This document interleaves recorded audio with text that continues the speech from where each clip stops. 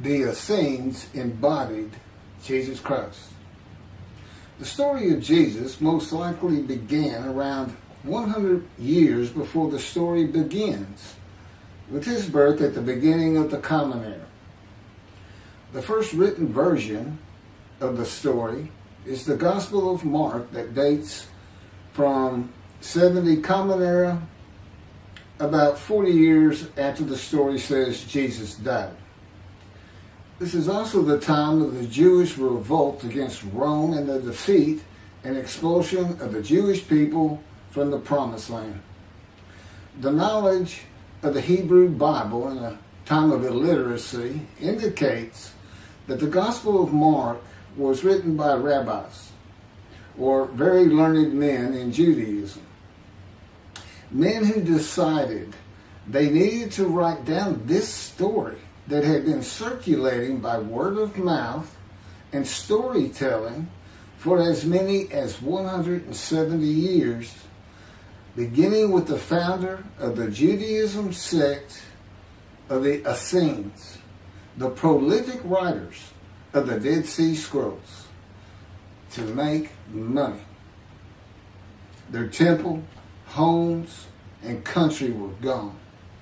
And it was desperate times for the Jewish people. The name of the founder of the Essenes was with a capital T, the teacher of righteousness. That was his name, the teacher of righteousness. Meaning he was believed to be the man described in Isaiah 53 who makes the many righteous. The man Jesus claimed to be.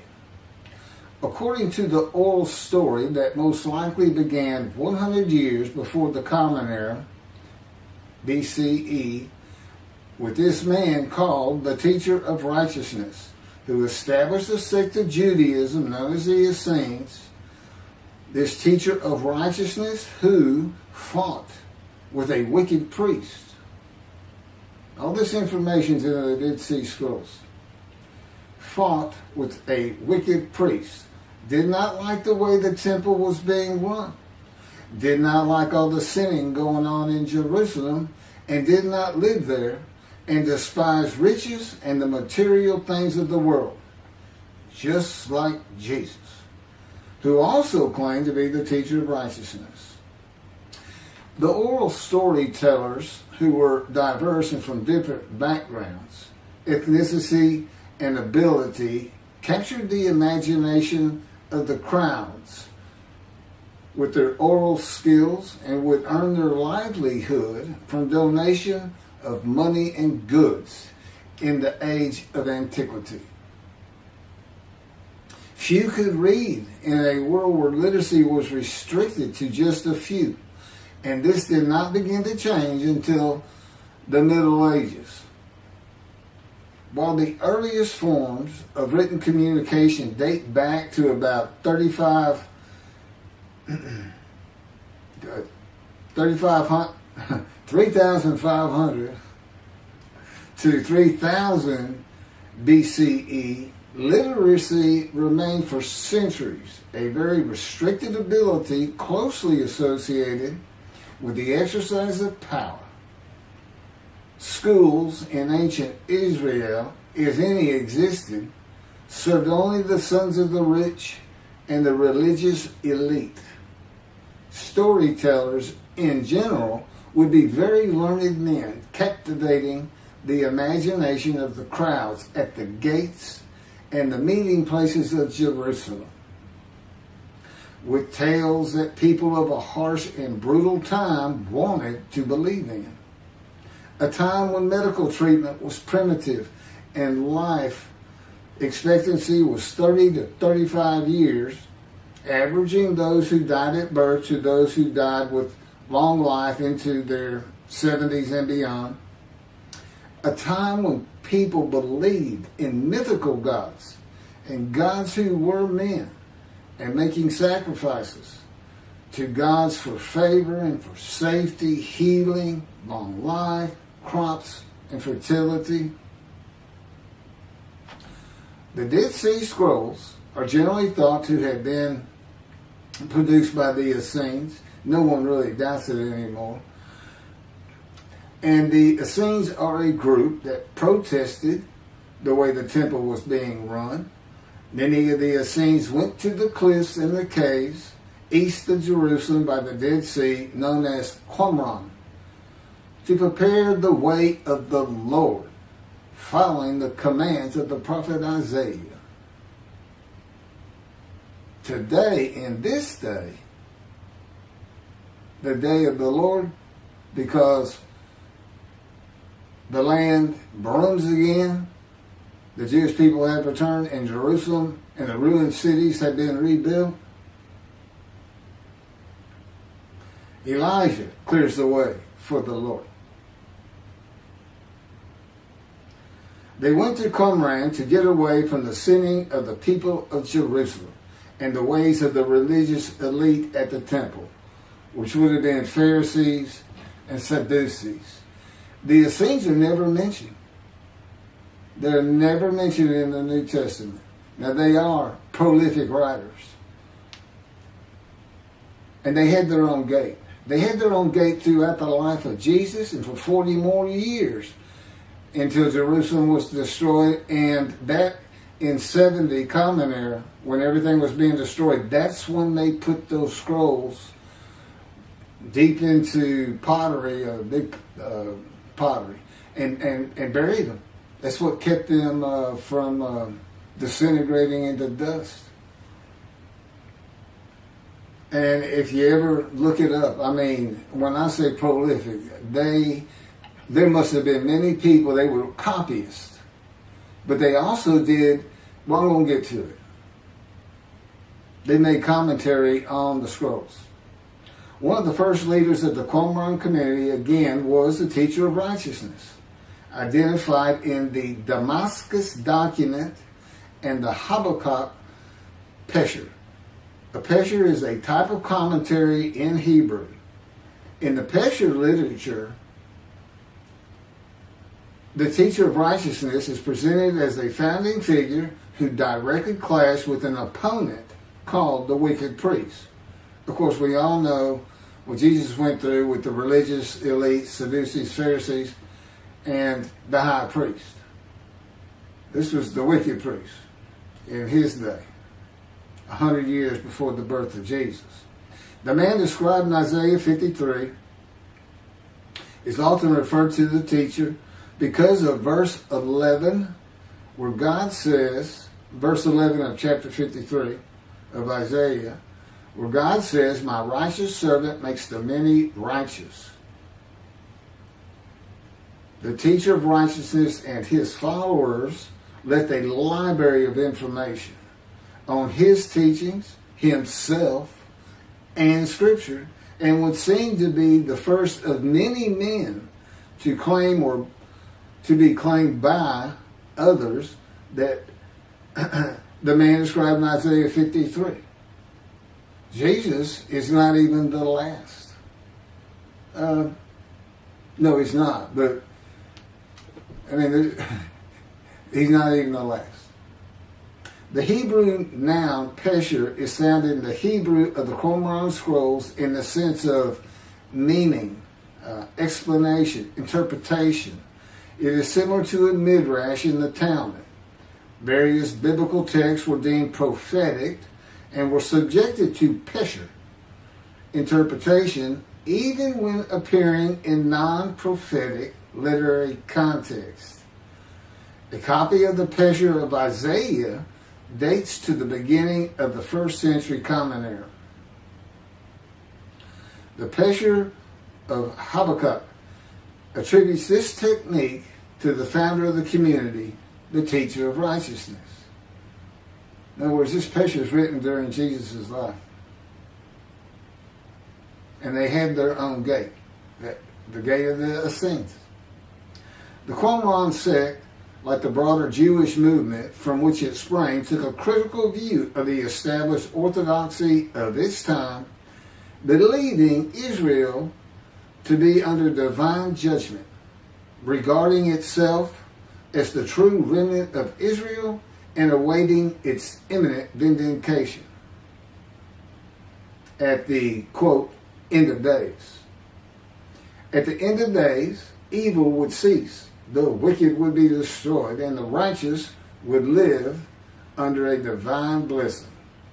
This is not unlike the teachings in Judaism today of a redemption, restoration, and exaltation of the Jewish people by the world of Gentiles, the nations, with peace throughout the world. When the Anointed One comes, the Anointed One means Mashiach. The New Testament will say Messiah, that it just means anointed to do a task for God. And that would be from chapter 11, verses 1 and 2 of Isaiah. And the man is described in Isaiah 53 according to the sages and rabbis of the time. He was known as the leper scholar. And that's because it's a man suffering familiar with disease, sickness that will bring you to grief and be exposed to death. Today we would say cancer. And he makes the many righteous by his knowledge. That's in Isaiah 53. By his knowledge. Not by his death. Not by his crucifixion. Nobody dies. Exposure to death is not death. Jesus died. He was never exposed to death. He didn't get near it, but it did not happen.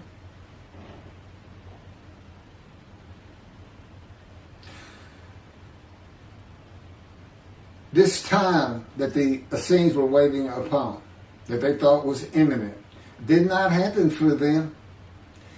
And it is this teaching that Jews for Judaism uses in the analysis that Isaiah 53 describes the Jewish people as God's righteous servant, as one man, Israel.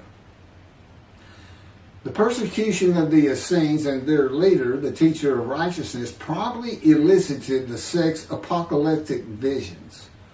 These included the overthrow of the wicked priests. Jesus pointed an accusing finger at the high priest and told him, "You shall see me return." Oh, it sounds threatening to me. The wicked priests of Jerusalem and of the evil people, and in the dawn of the Messianic age, the recognition of their community as the true Israel. Josephus Flavius describes this sect, the Essenes. This is a man living at the time. People wrote back then, but you can't find anything written by Jesus or about Jesus until after the destruction of the temple. He describes this sect, the Essenes, as one of the main three philosophical sects among the Jews, with a very detailed description. Excerpts from his book, Wars 2, chapter 8, include, this is in quotes, the third sect, which pretends to a severe discipline. These men are despisers of riches, and so very communicative as raises our admiration. And as for their piety towards God, it is very extraordinary. You would think that Jesus would have been in this thing. He fit right in. But again, we never hear a single word about these prolific writers.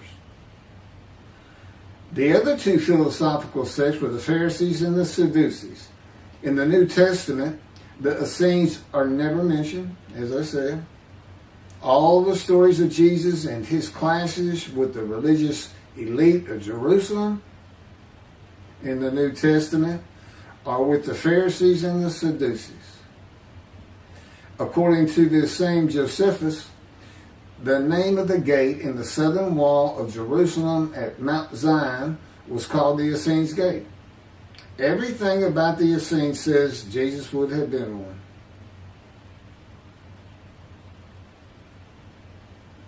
Peter and Paul, disciples later called apostles of Jesus, all said Jesus was the fulfillment of Isaiah 53 and the teacher of righteousness. All of Christianity does today.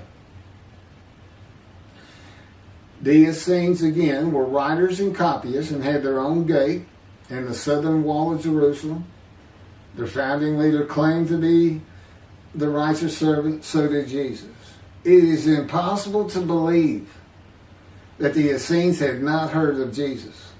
It is impossible to believe they would not have gone to Jesus to question him and verify the stories around him and his claim of being God's righteous servant and right about him. Because they believed that their founder was the Moshiach and that the end times were coming. Moshiach, anointed one, described in Isaiah 53. They're great followers of the things Isaiah had to say, and there's a pesher written on it during the life of Jesus. It's impossible to believe it.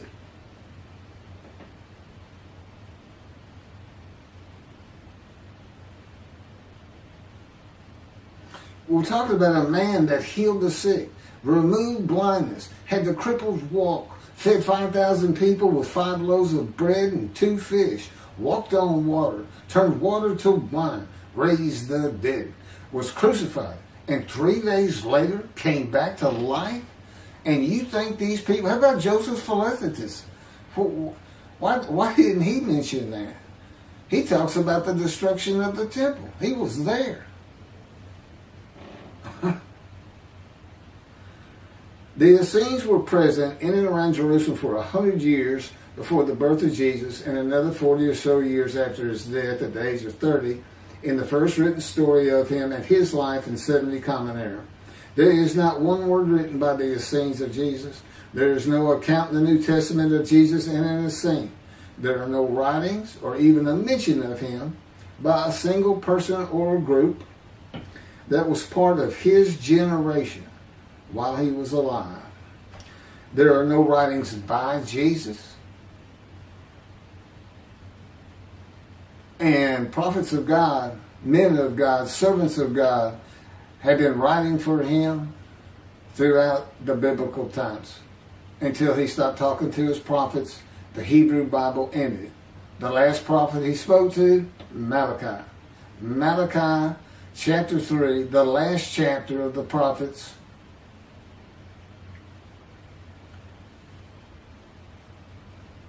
writes for God the prophetic announcement that he will return. He's going to come back. Now, I've already talked about the 5 prophecies of Jesus of when he will return, and every single one of them was false. He didn't return, and his generation sums it up. Those who pierced him with the spear on the cross, he says in the Revelation on the first page, verse 7, those who pierced me with the spear shall see me return. I'm coming back quickly.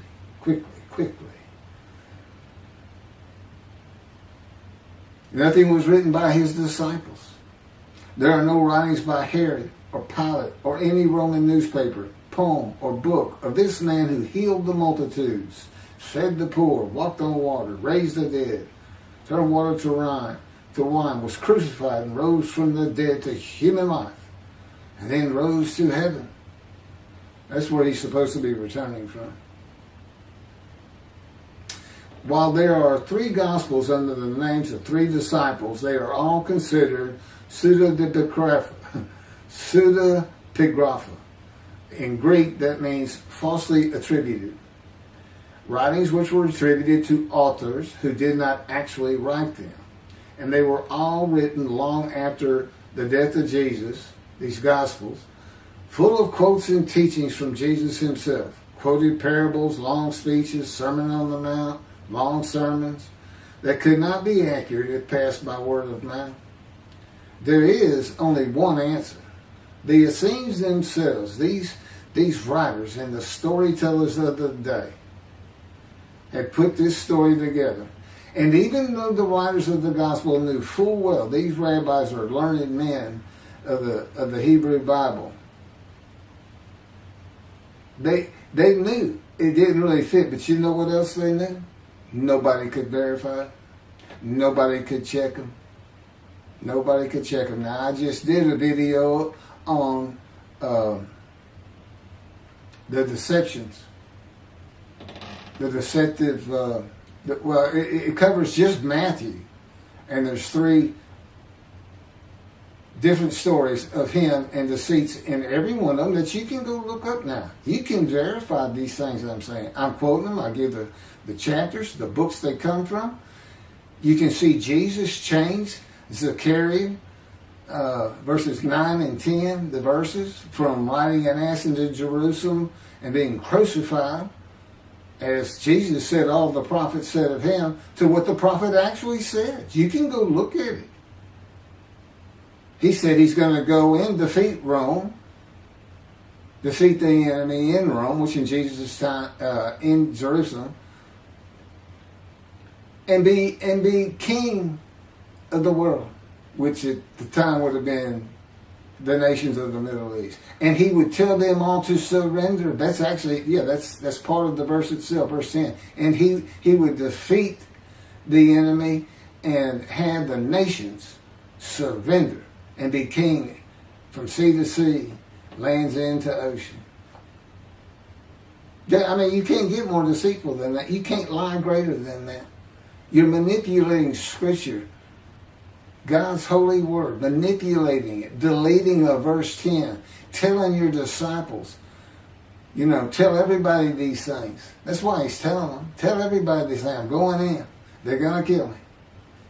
Okay. That's what the prophets say. Don't forget. I mean, that's what he's doing.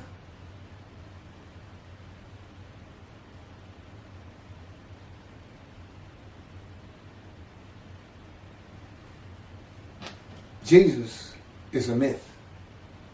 Go look it up. Go look at what a myth is.